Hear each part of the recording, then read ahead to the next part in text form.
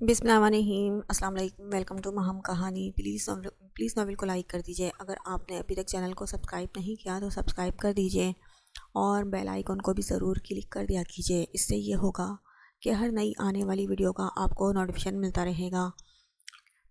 چلتے ہیں ناول کی طرف۔ انشال نے پستہ کلر کی فراک پہنی ہوئی تھی، ساتھ نیچے ہلکی سی ہیل تھی، بالوں کو پشت پر بکھیرے، میک اپ کے نام پر صرف ہلکے رنگ کی لپسٹک لگائے عارش بلوچ کی دل کی دھڑکنیں بڑھا رہی تھی۔ اس کے مقابل بلوچ صاحب بھی کم نہیں لگ رہے تھے۔ بلیک 3 پیس سوٹ پہنے، بالوں کو جیل سے سیٹ کیے، خبرو پرسنالٹی کے ساتھ محفل پر چھا رہے تھے۔ اور چھوٹے بلوچ صاحب نے بھی آج اپنے بابا کو کاپی کیا تھا۔ بلیک ہاف شارٹ پر سفید رنگ کی ٹی شرٹ پہنے، ساتھ اس کے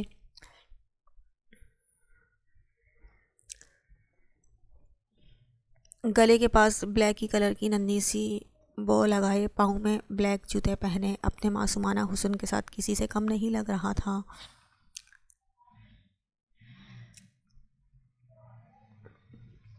لان میں اس وقت مائیوں کی رسم کی جا رہی تھی۔ لان کو کافی اچھے طریقے سے سجایا گیا تھا۔ گھاس پر ملٹی رنگ کے کارپیٹ بچھائے، ان پر فلور کشن رکھے ہوئے تھے جن پر لڑکیاں بیٹھی تھیں اور بیچ میں ان کے ڈھولکی رکھی ہوئی تھی، جبکہ بڑی خواتین کرسیاں ڈالے بیٹھی تھیں۔ لان میں رکھے سفید جھولے کو بھی گیندے کے پھول سے سجایا گیا تھا، جس پر اس وقت پری اور مرجان پیلا سوٹ پہنے بیٹھی تھیں۔ ان کے چہرے اور ہاتھوں پر اپٹن لگا ہوا تھا، جو ہر تھوڑی دیر میں آ کر کوئی پہلے انہیں مٹھائی کھلاتے اور پھر اپٹن میں بھر کے چلے جاتے۔ مرجان تو یوں سب اشتیاق سے دیکھ رہی تھی، اس کے برعکس پری تو ہر تھوڑی دیر بعد اٹھ کر گانوں پر شروع ہو جاتی اور پھر آمنہ شاہ آتی، اسے زبردستی بٹھا کر چلی جاتی، ساتھ ایک دو سلواتیں بھی سنا جاتی، جس کا اس ڈھیٹ پر تو کوئی اثر نہیں ہونا تھا۔ وہ ان کے جانے کے بعد پھر سے شروع ہو جاتی۔ ارے کلثوم بیگم، ایک بات تو بتائیں۔ بی جان جو اپنی دونوں پوتیوں کو نہارنے میں مگن تھیں، کسی عزیزہ کی آواز پر وہ ان کی طرف دیکھنے لگیں۔ جی پوچھیں، وہ اجازت دیتی۔ پھر پری کو دیکھنے لگی جو آمنہ شاہ کو نہ پا کر ایک دفعہ پھر شروع ہو گئی تھی۔ کاظم اتنا لائق اور فرمانبردار بچہ ہے اور اوپر سے پڑھا لکھا اور گاؤں کا سردار بھی ہے، تو اس کے لیے آپ لوگوں کو یہ پاگل ہی ملی تھی؟ ارے میری سونیا میں کیا کمی تھی؟ ماشاءاللہ سے پڑھی لکھی اور سگڑ ہے وہ خاتون۔ ناک بھنگویں چڑھاتی پہلے مرجان میں سے کیڑے نکالنے لگی اور پھر اپنی بیٹیاں ایک ایک گنوانے لگی اور ان کی اچھائیاں بتانے لگی۔ وہ کیا ہے نا، رشتے تو بہت آئے تھے آپ جیسی بیٹیوں کے، پر کیا ہے نا، ہمارے کاظم کو آج کل کی تیز ترار لڑکیاں پسند نہیں، اسے تو مرجان جیسی معصوم اور دنیا نہ دیکھی ہوئی لڑکیاں پسند تھیں۔ پھر ہمیں باہر جانا ہی نہیں پڑا، گھر میں ہیرا نکل آیا۔ بی جان تو پہلے مرجان کے پاگل بولنے پر ہی تپ گئی تھیں اور پھر ان کو اپنی بیٹی کا بولتے دیکھ انہیں بات سمجھ آئی تھی۔ وہ جب پھر کچھ بولنے لگی تھی، پر ان کا حساب بی جان نے ان کا حساب بے باک کر دیا تھا، جس پر وہ خاتون تلملا کر رہ گئی تھیں۔ پری بی جان، امو جان، مورے جان اور امریش کو کھینچتے ہوئے بیچ میں لے آئی اور انہیں ڈانس کرنے کا کہنے لگی، کیونکہ یہ صرف فیمیل کی گیدرنگ تھی تو کوئی مرد حضرات یہاں نہیں تھے۔ تبھی وہ سب ہلکے ہلکے لڈی ڈالنے لگے، بیچ میں مرجان اور پری کو کھڑا کیے۔ اب سب ان کے گرد گول گول گھومتے لڈی ڈالنے لگے۔ ویلکم ویلکم خان صاحب۔ نواب بھٹی نے اس فن کو اپنی طرف آتا دیکھا تو دونوں باہیں کھولے اس کی طرف بڑھتے پرجوش سے بولے، شکریہ بھٹی صاحب۔ وہ بھی ان کے بغل گیر ہوتے اچھے مہمان کی طرح شکریہ ادا کرتے بولا۔ ان کے پیچھے ہی برزہ اور بہاریں آئی تھیں۔ ارے شکریہ کی کیا بات، آپ تو ہمارے جگر کے ٹکڑے ہیں۔ اس کے کندھے کو تھپ تھپاتے وہ اچھے مہمان نواز ہونے کا فرض نبھانے لگے۔ سر یہ میری وائف ہیں اور یہ میری سسٹر اسفن۔ برزہ اور بہارے کا تعارف ان سے کروانے لگا۔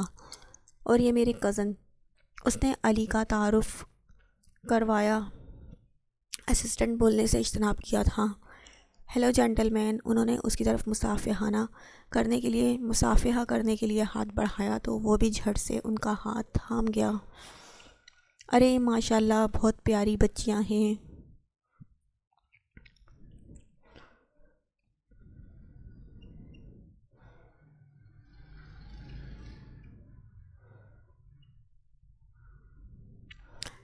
برزا اور بہارے کے سر پر ہاتھ رکھے وہ پیار سے بولے۔ انہیں سب سے زیادہ وہ کائی رنگ کے حجاب میں لپٹا وجود پسند آیا تھا، جو اطراف میں اپنی نظریں دوڑاتی ہر ایک چیز شوق سے دیکھ رہی تھی۔ لو جی، میرا دوسرا جگر کا ٹکڑا بھی آ گیا۔ عارش کو اندر آتے دیکھ وہ اسفن کی طرف مسکرا کر دیکھتے عارش کی طرف اشارہ کرتے بولے، وارم ویلکم بلوچ صاحب۔ اس کی طرف بھی وہ یوں ہی دالہانہ انداز میں بڑھتے بولے، ارے واہ، یہ اتنا ہینڈسم بچہ کس کا ہے؟ زیغم کی پرسنالٹی سے وہ متاثر ہوئے بولے، وہ لگی اتنا پیارا رہا تھا، اگر ہینڈسم ہے تو ضرور پھر عارش بلوچ کا ہی ہوگا۔ مغرورانہ انداز میں وہ بولتا سامنے کھڑے شخص کو مرعوب کر گیا، جبکہ ایک شخص اس کی بات پر ٹھمکا۔ Meet my wife Anshal Aarish Baloch. Anshal کے گرد اپنا بازو حائل کے وہ انٹروڈیوس کرواتے بولا،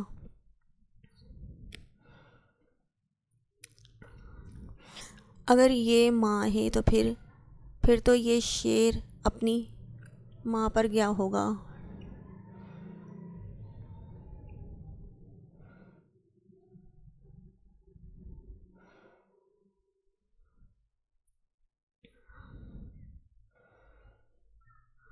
تم ایویں ہی چوڑے بن رہے ہو۔ انشال کے سر پر ہاتھ رکھتے وہ عارش کو جھڑک گئے، جس پر سب مسکرا گئے۔ چلیں آپ سب بیٹھیں۔ انہیں بیٹھنے کا بولتے وہ اپنے دوسرے مہمانوں کی طرف بڑھے، تم ذرا آنا سائڈ پر۔ عارش انشال کو ایک ٹیبل کے گرد بیٹھنے کا بول رہا تھا جب اسفن اس کا بازو پکڑے اپنے ساتھ چلنے کا کہنے لگا، بابا کے چیمپ، آپ ماما کے پاس رکیں، بابا ابھی آئے۔ چاچو کی بات سن کر زیغم کو انشال کی گود میں دیے اسے پچکارتے ہوئے بولا، وہ آپ یہاں سے کہیں نہیں جائیں گی، اوکے؟ انشال کو وارن کیے وہ اسفن کی طرف بڑھا، ہاں بول کیا بات ہے؟ وہ لان کے قدرے سنے پڑے ایریے کی طرف آئے تو وہ اپنا بازو اسفن کی گرفت سے نکالے پوچھنے لگا، تیرے ولیمے کو کتنے دن گزرے ہیں؟ وہ آئی برو اچکائے نظریں اس کے چہرے پر ٹکائے پوچھنے لگا، 1.5 ماہ۔ کیوں؟ وہ سوالیہ انداز میں اپنے آئی برو کو موو کرتے بولا، 1.5 ماہ میں 1.5 سال کا بچہ بھی آ گیا تیرا۔ ارے اتنی ترقی تو ابھی سائنس نے بھی نہیں کی جتنی آپ نے کر لی بلوچ صاحب۔ وہ کڑے تیور لیے اس کی طرف دیکھتا پوچھنے لگا۔ عارش پہلے تو بات سمجھ نہ سکا، پھر سمجھ آتے ہی اس کا فلک شگاف کیا کہا گونجا، کیوں تو نے بھی کرنی ہے؟ اسفن کی طرف دیکھتا وہ مزاحیہ لہجے میں پوچھنے لگا، زیادہ بکواس نہیں، جو پوچھا ہے وہ بتا۔ اس کی بات پر وہ سلگتے لہجے میں بولا، اسے ذرا پسند نہیں آیا تھا مقابل کا بات بدلنا، اسے غصے میں آتا دیکھ وہ اسے سچ بتا گیا، یہ بات ہمارے بیچ رہے سمجھے۔ اس کے کندھے پر ہاتھ کا دباؤ بڑھاتا وہ وارن کرنے کے لہجے میں بولا، ڈونٹ وری برو۔ اس کی بات سمجھتا وہ تائید بھرا سر ہلاتا اسے تسلی دے گیا، آپی آپ کا بیبی بہت کیوٹ ہے، بالکل ہماری طرح۔ بہارے جو زیغم کو اپنی آنکھیں نچاتے ادھر ادھر کا جائزہ لیتا دیکھ رہی تھی، انشال کے قدرے قریب ہوتی بولی، ہاں بالکل آپ بھی بہت کیوٹ ہو۔ اس کے پھولے گال کو پکڑ کر وہ کھینچتی بولی تو پل میں اس کے گال پر خون اترا، پر میری یہ کھڑوس اپیاں بالکل کیوٹ نہیں ہیں۔ اس کے قریب جھکتے وہ رازدارانہ انداز میں چپ چاپ بیٹھی برزا کی طرف اشارہ کرتی اسے بتانے لگی، بابا چھوٹے بلوچ صاحب اب کے بہارے کی طرف اپنی باہیں پھیلائے بولنے لگے کہ انہیں گود میں اٹھایا جائے، ان کے لیے تو سبھی بابا تھے، آپ بہت پیاری لگ رہی ہیں۔ برزا کی طرف دیکھتے انشال صاف دل سے بولی تھی، اسے واقعی میں ہی وہ میرون رنگ کا حجاب لیے بہت اچھی لگ رہی تھی۔ برزا نے میرون جبکہ بہارے نے کائی رنگ کی فراک زیبتن کی ہوئی تھی، اس کے ساتھ ہی میچنگ کے حجاب سر پر لیے محفل میں سب سے الگ اور منفرد لگ رہی تھی۔ آپ بھی بہت اچھی لگ رہی ہیں، برزا اپنی تعریف پر بلش کرتی بولی، آپ کی ماما بھی بالکل میری طرح ہیں۔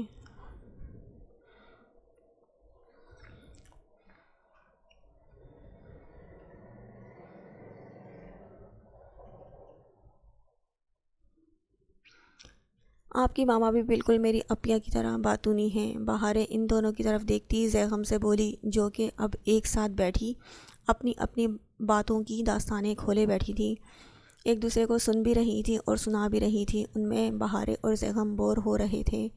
بہاریں وہ زیغم کو گود میں اٹھائے ادھر ادھر ٹہل مارتی، ہر چیز خود بھی دیکھ رہی تھی، ساتھ اسے بھی دکھا رہی تھی۔ جب اسپن کے ساتھ کھڑے عارش نے اسے پکارتے ہاتھ کے اشارے سے ادھر آنے کا کہا۔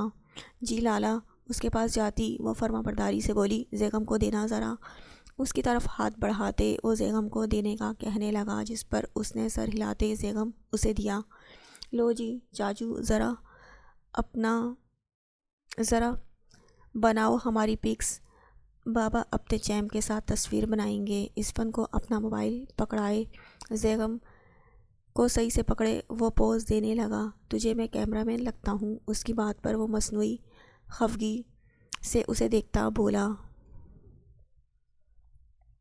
جی بالکل، اچھی بنانا، میرا بیٹا ہینڈسم آئے۔ اس کی بات کی حامی بھرتے وہ انسٹرکشن دینے لگا، کیوں رشتہ ڈھونڈنا ہے؟ کیمرہ ان دونوں باپ بیٹے پر سیٹ کیے وہ پوز لیتے پوچھنے لگا، نہیں وہ تو ڈھونڈا ہوا ہے۔ اب کے زیغم کو اوپر کی طرف اچھالتا بولا تو اسپن نے فوراً سے کلک کیا۔ اچھا، اور وہ کون؟ موبائل میں کھینچی گئی پکس لگاتا اس کے پاس آتا تجسس سے پوچھنے لگا، تیری ہونے والی بیٹی ہے نا، رشتہ داری کریں گے؟ اسپن کو دیکھتے آنکھ دباتے بولا تو مقابل اس کی دور اندیشی پر سر نفی میں ہلاتا رہ گیا۔ بیٹو، ایک بھی ڈھنگ کی نہیں لی، اب ہم سیلفی لیتے ہیں۔ اسپن کی لی گئی اچھی تصویروں میں بھی وہ نقص نکالتے بولتا اب فرنٹ کیمرہ آن کر گیا، جبکہ وہ ان باپ بیٹے کی حرکتوں پر صرف مسکرا کے رہ گیا۔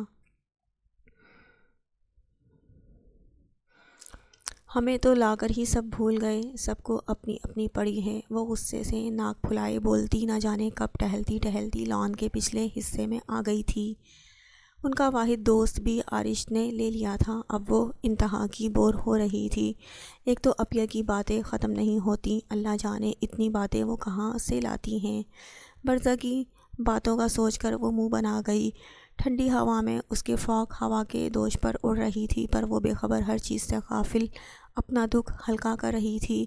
اس سے اچھا ہم مورے جان کے ساتھ فرخندہ آنٹی کے گھر چلے جاتے، کم سے کم اپنا ڈوریمون کا ایپیسوڈ تو مس نہ کرتے۔ پاس سے گزرتی پودوں کے پتے توڑتی وہ مسلسل بڑبڑا رہی تھی، اور اب اسے اپنے ڈوریمون کو مس کرنے کا دکھ یاد آ گیا تھا۔ ارے واہ، وہ کتنا پیارا ہے! وہ پلٹنے کا سوچنے ہی لگی تھی، ایک دم کہ لان کے دوسری طرف سے ایک سفید کلر کا لمبے بالوں والا چھوٹا سا پپی بھاگتا نظر آیا، جو شاید کسی سے چھپ رہا تھا۔ ہمارا دوست! وہ صدا کی جانوروں کی شوقین فوراً اپنا فراک سنبھالتے ان کی طرف بھاگی۔ ہیلو کیوٹ پپی! اس کے پاس جاتی وہ اسے فوراً اپنی گود میں بھر گئی کہ کہیں بھاگ نہ جائے، اور اس کے بال سہلاتے بولنے لگی، کیا تم ہمارے دوست بنو گے؟ ہمیں یہاں لا کر سب بھول گئے ہیں اور ہم بور بھی ہو رہے ہیں۔ پاس ہی بنی ایک لکڑی کی بینچ پر بیٹھ کر وہ اس سے اپنا غم شیئر کرنے لگی۔ Olive there are you! وہ اپنے پالتو پپی کو پکارتا بیک سائڈ پر آیا تو سامنے ہی نظر ایک چھوٹی سی بچی پر پڑی، جو اس کی اولیو کو ہاتھوں میں اٹھائے اپنے راز و نیاز شیئر کر رہی تھی۔ اسے دیکھتے ایک دم وہ غصے سے آیا، کیونکہ اس گھر میں معتصم بھٹی کی چیزوں کو چھونے کا حق کسی کو بھی نہیں تھا، اور اپنا عزیز پپی بہارے کے ہاتھ میں دیکھتے وہ غصے سے لال پیلا ہوتا اس کی طرف بڑھا۔ کون ہو تم اور یہاں کیا کر رہی ہو؟ وہ اس کے سر پر پہنچتا چیخا۔ وہ جو پپی سے باتوں میں مصروف تھی، ایک دم کسی کے یوں